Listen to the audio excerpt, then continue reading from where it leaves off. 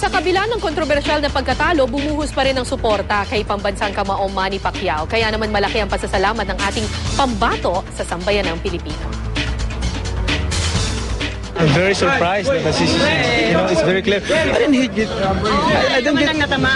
get hurt.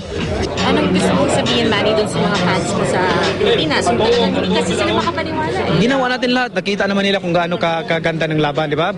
Talagang almost every round I hurt him. Almost every round and talagang tinatamaan siya. Takbo ng takbo siya. Tapos tinichimpo ko siya kaya gusto ko siyang gusto kong knockoutin eh. Dahil ba dito, gusto mo siya makalaban ulit?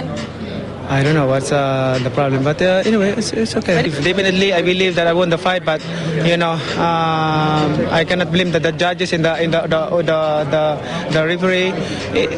That's the decision. But I really thankful to the fans that they gave the support, they show the support for me and.